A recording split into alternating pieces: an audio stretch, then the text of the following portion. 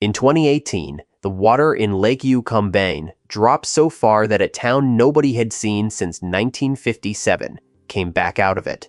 Foundations, roads, farm tools, 1,950 seconds crockery lying in the silt.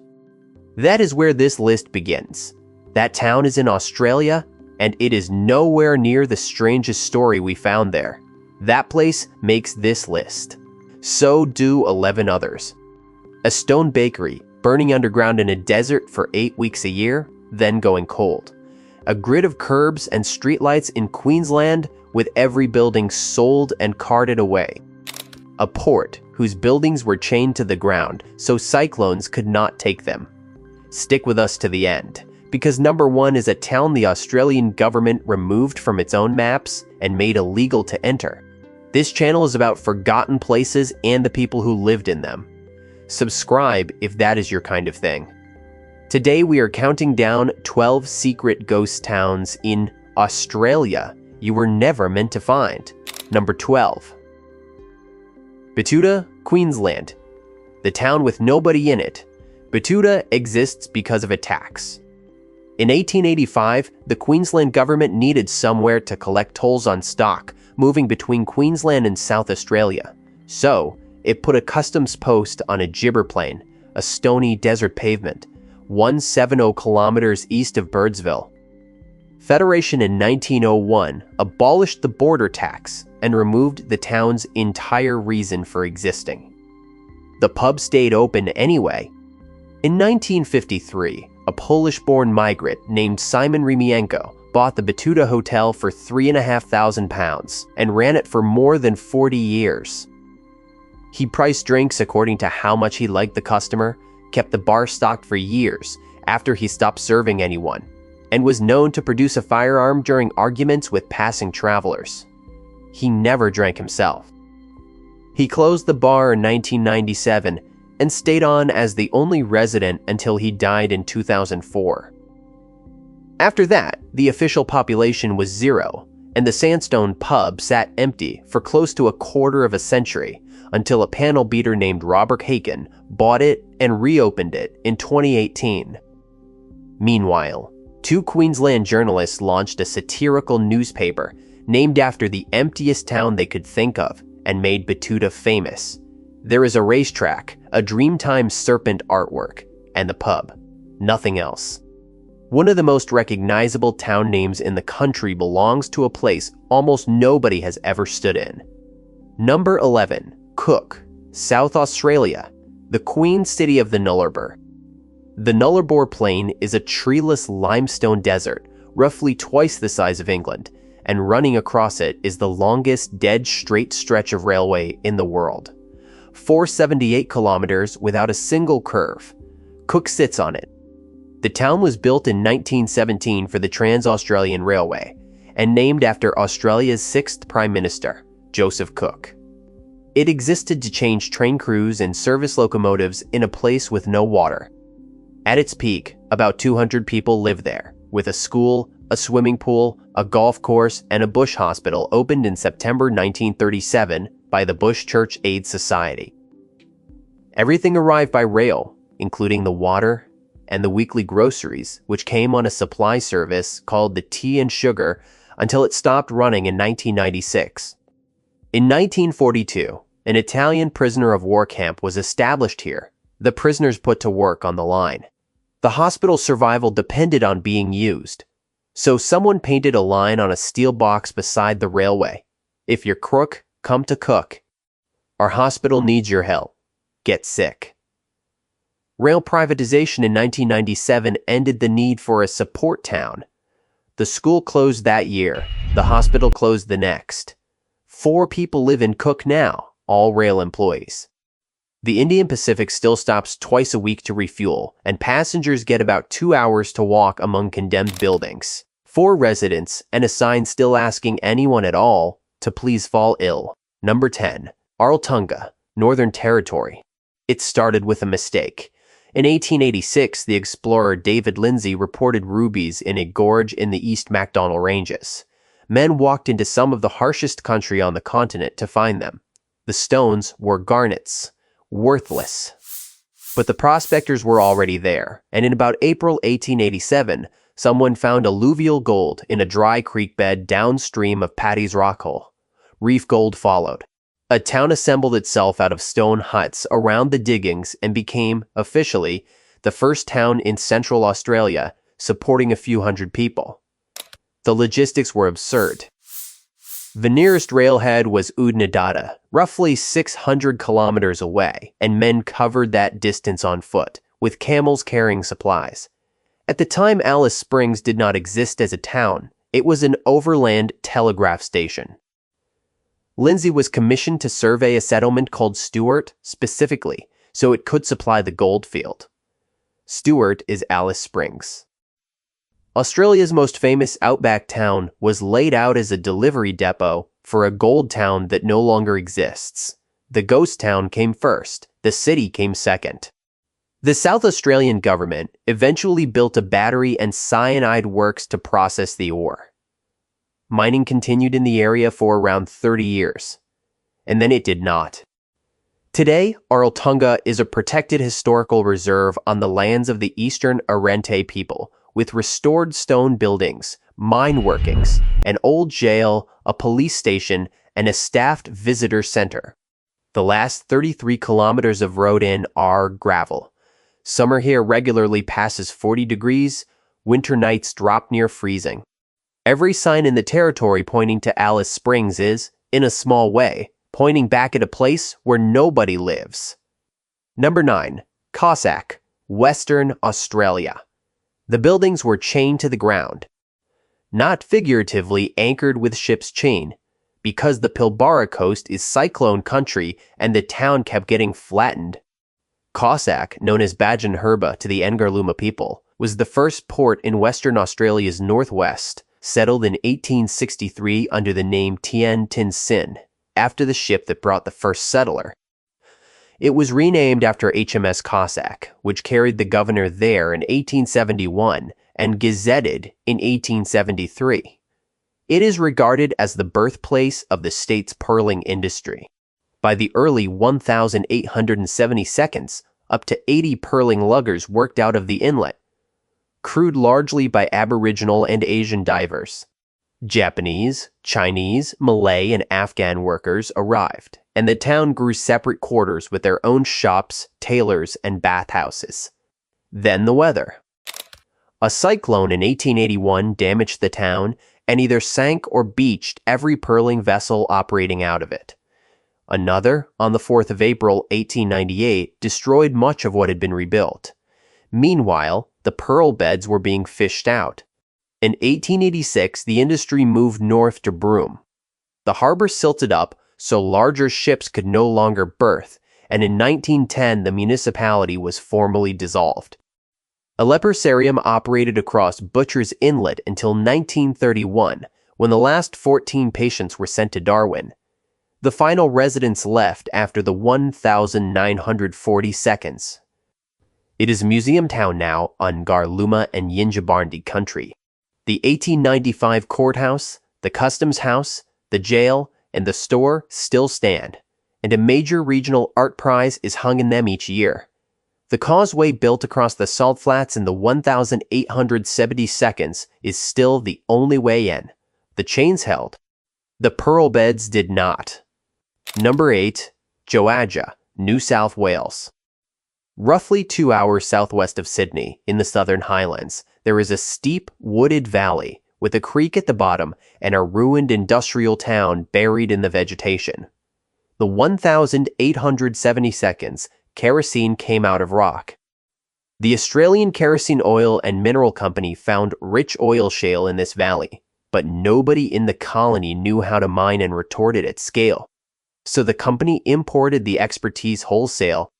Hundreds of Scottish shale miners and their families were shipped out and dropped into the Australian bush. At its height, more than 1,300 men, women, and children lived here. The school had about 90 children. There was a post office, a theater, shops, and eventually a narrow-gauge railway to Mulligan, because before that, everything moved by bullock team. They brought two traditions with them. One was shale mining. The other was distilling, and the valley developed a reputation for sly grog. What killed Joadja was American oil crude that came out of the ground and only needed refining, against a three-step process of mine, crush, and retort. The mine closed in 1903. By 1911, the town was empty. The bush closed over it for 90 years, which is precisely why so much of it survived. The remains went onto the State Heritage Register in 1999. In 2011, the Jimenez family bought the entire $4.5-hectare site at auction. In 2014, they opened a whiskey distillery in a ghost town founded by Scots who were already distilling there illegally in the 1,880 seconds. You can only see the place on a guided tour. 90 years of neglect turned out to be the best care the town ever got. Number 7. East Pillinger, Tasmania. This one exists because two men refused to do business with each other. In the 1,890 seconds, the Mount Lyell copper boom made Western Tasmania one of the richest mineral districts in the country, and the established Mount Lyell Mining and Railway Company controlled the rail line to the coast. James Crotty held the North Mount Lyell deposits and would not depend on a competitor's railway. So, in 1897, he built his own version of everything: mine, smelter, railway, and a purpose-built port carved out of rainforest on the shore of Macquarie Harbour. By 1898, hundreds of men were laying track through some of the wettest country in Australia. East Pillinger was the company town: 3 long wharves, a sawmill, brickworks, ore crusher, mess hall. West Pillinger next door was the government town with the stores, hotels, and police station. Around 1,000 people lived across the two. By 1902, East Pillinger had 80 houses, 25 businesses, 3 hotels, a church, and a coffee shop. Then, in 1898, Crotty traveled to London to raise more capital and died there. The venture never recovered. His rival absorbed the company and stripped the port for parts. Trains ran until 1925. The track was pulled up the following year. 1 shop and 1 hotel hung on. 2 families stayed. The last of them left in 1943. There is no road in. You walk 11 kilometers, return along the old railway alignment through tunnels of ferns, or you arrive by boat. Brick kilns stand in the forest with steel shafts protruding. Steam boilers lie in the moss. The rails still run out into Macquarie Harbour and disappear under the water. 1,000 people built a life here because 2 mine owners could not stand each other. Number 6. Farina, South Australia. The name is Latin for flour. That is the joke, except nobody was joking at the time. In the 1,870 seconds, South Australia believed that rain follows the plow. That settling and farming marginal land would make it fertile, and a run of unusually wet years seemed to prove it. So the government surveyed a full town on a stony gibber plain in the Lake Eyre Basin.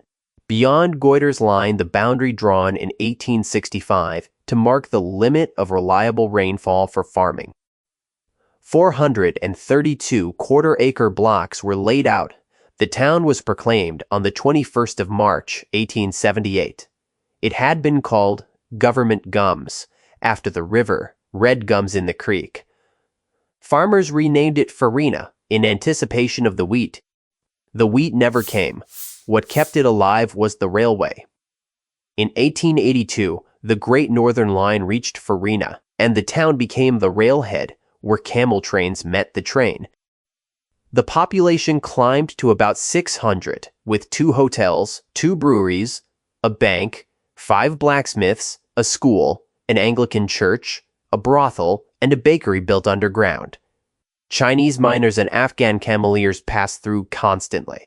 Water was a chronic crisis. In early 1881, tainted water was killing cattle and sickening families. While officials insisted it was adequate, 2 years after it arrived, the railway pushed north to Mari and took the town's purpose with it.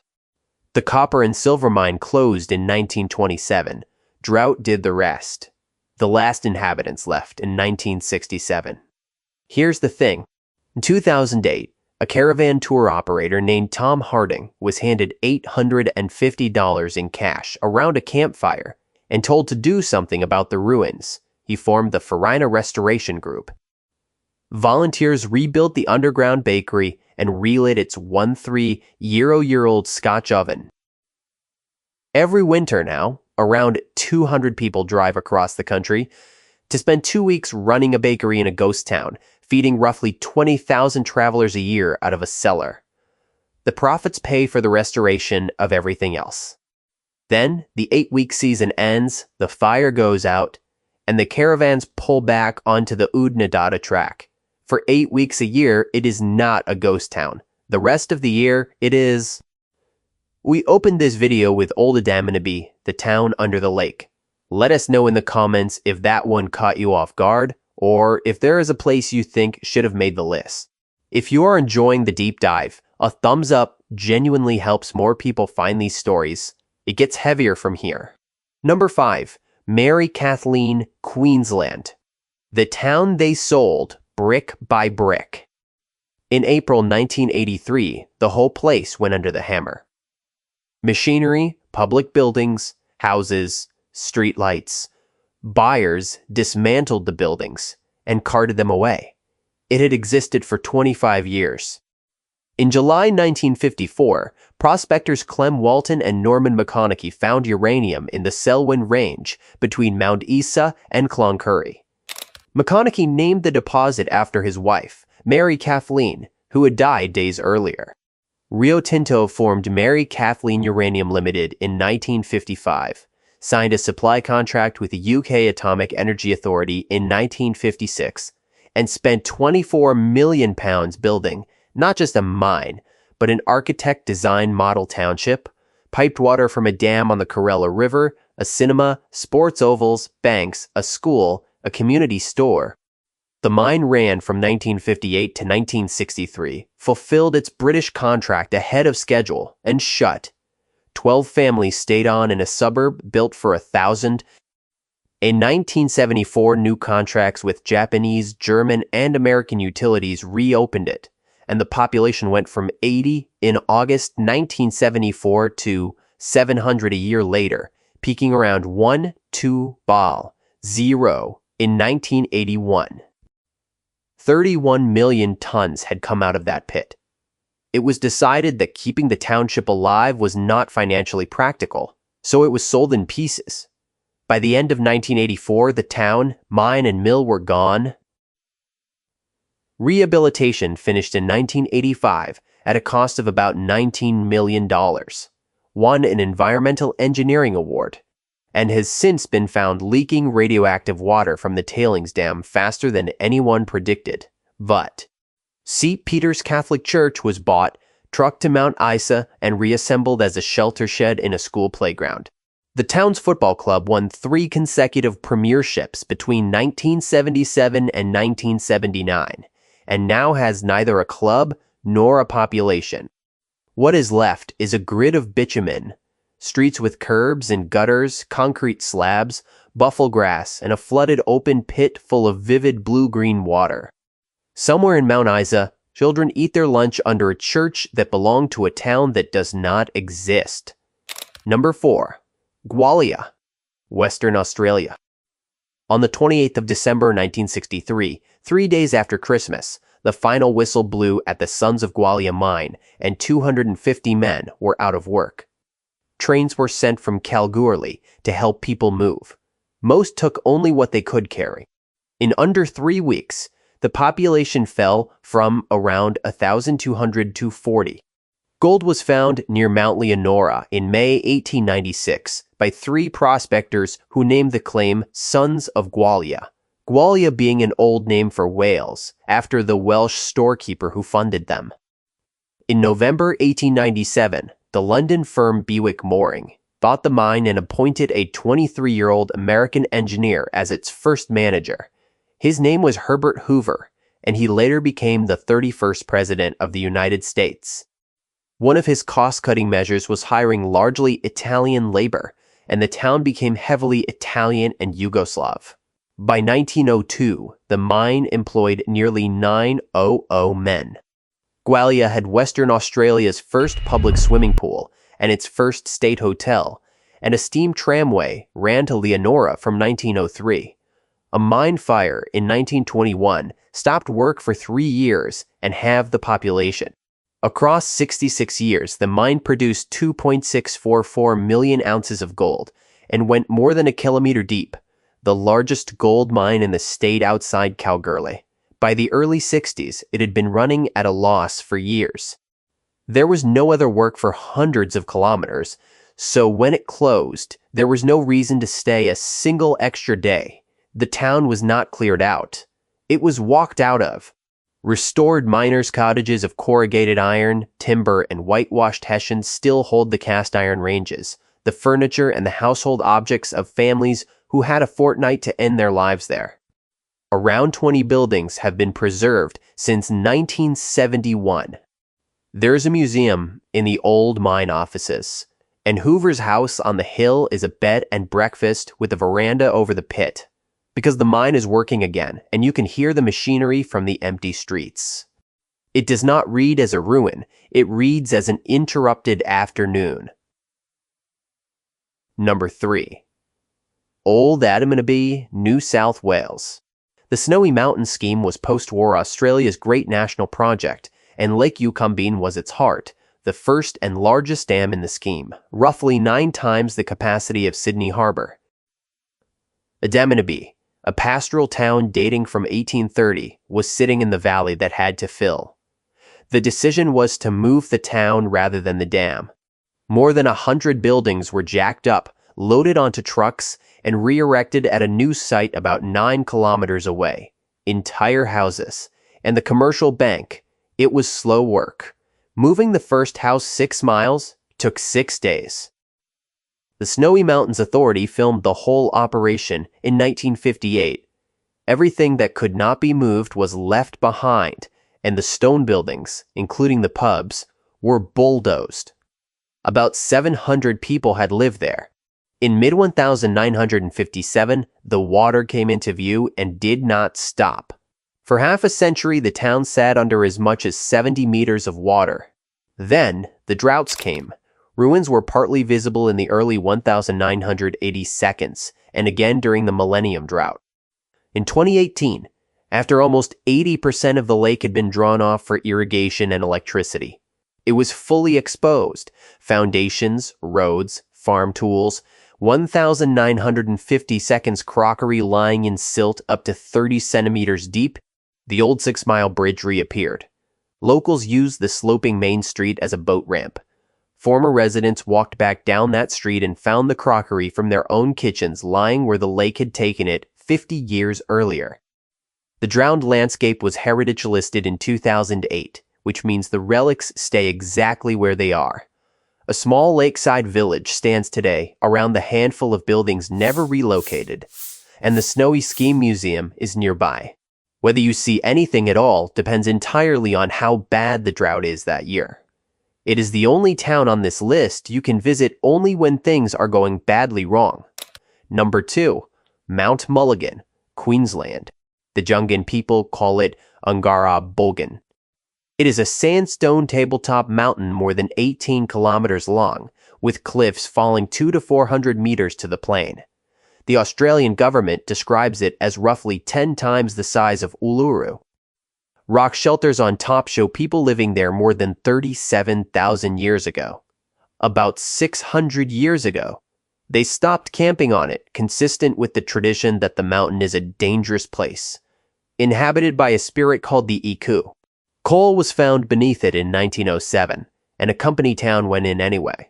A few hundred people supplying fuel to the smelters and locomotives of far north Queensland. The mine's reputation was its curse. No gas had ever been detected, so it was considered a clean mine, and men worked with naked flames instead of safety lamps, while coal dust built up in the tunnels and inspections lapsed for more than 5 months at a stretch.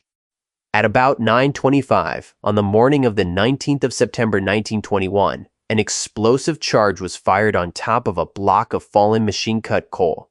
The dust caught. A series of explosions tore through the workings, audible up to 30 kilometers away. powerful enough to throw equipment off its foundations and kill men standing at the pit mouth. 75 workers died. There were no survivors. It remains the worst mining disaster in Queensland's history, and it killed roughly a third of the town's adult population. Until that week, the town had no cemetery. It had to build one. The Royal Commission that followed produced a separate Queensland Coal Mining Act in 1925, experienced inspectors, permitted explosives, recorded safety checks, and an end to naked lights underground. To the Jungan people, the explanation was not complicated. The mountain had been disturbed, the town rebuilt. The mine reopened in 1923 and ran until the 1,950 seconds, closing when a hydro scheme made the coal unnecessary. And by 1958, the place was abandoned. One more thing about it. A small boy who lived here for the first 8 years of his life used to perform at the community concert stage to hold the town together after the disaster. His name was Ron Grainer, and he grew up to write the theme music to Doctor Who. What is left is a cemetery, a chimney stack, the old generator, the building that was once the hospital, and the stumps that held up the houses. The mountain outlasted everything built at its feet. Number 1. Wittenoom, Western Australia. There is a road in the Pilbara that ends at a sign. Beyond it, red rock and spinifex, dry riverbeds, gorge country, some of the most photographed landscape in the state. There is a gravel grid where streets used to be. There are pale blue-gray piles of crushed rock in the gorge, and the wind moves across them all day, every day. There is no power here. No water, no services, no residents, no permitted visitors. There is no town. There was one. In 1943, CSR bought the mining leases at Wittenoom Gorge and worked them through a subsidiary called Australian Blue Asbestos. Blue asbestos. Crocidolite, the deadliest variety, was in demand for ships, factories, and military equipment. The company needed workers, the workers needed a town, and the state government helped fund one. Between 1943 and 1966, more than 165,000 tons of asbestos came out of that gorge. For a while, people genuinely loved living there. Dances, horse races, a school, close friendships, publicity sold the place as a triumph of industrial development. The tailings were everywhere, in the driveways, around the houses, in the fabric of the town itself. Mining stopped in 1966. Asbestos disease has a latency period of 20 to 60 years, so the consequences arrive slowly and then kept arriving. A University of Western Australia database records at least 1,200 former residents and workers dead of lung cancer and mesothelioma. Some accounts put the number above 2,000. What followed was a 45-year attempt by a government to close a town that people would not leave. Services were phased out from 1978. Houses were demolished between 1986 and 1992. The school, the nursing post, and the police station closed, and the airport shut in 1993. In December 2006, the power grid was cut, and the town's official status was removed. In June 2007, it was degazetted, and the name was taken off official maps and road signs. In 2008, it was declared a contaminated site. People stayed anyway. 6 residents in 2015, 4 in 2017, 3 in 2018, 2 in 2021. In March 2022, the Wittenoom Closure Bill passed Parliament, allowing the government to compulsorily purchase the last 14 private properties and demolish everything on them. The final resident left that September. In late December, a bushfire destroyed most of what was still standing, and demolition crews finished the job for mid-2023, burying the material on site. 3 million tons of asbestos tailings remain in the gorge, uncovered. It is the largest contaminated site in the Southern Hemisphere, and it has been compared by the state itself to Chernobyl and Bhopal. The official advice to travelers is 4 words: do not travel there. Unauthorized visits can lead to prosecution. people still go treating the most dangerous town in the country as something to tick off a list. The cemetery was left alone. Families have not been told how or when they are allowed to visit the graves. And that is the last image on this list. A government warning sign standing in the sun in front of nothing at all. There are dozens more of these, drowned towns, mining camps, and places kept alive by a joke in every state we looked at. My own favorite is Farina, because a town that died of thirst is being held up by a bakery run by retirees. Which one surprised you most, and which town did we miss? Subscribe, and we will go and find it.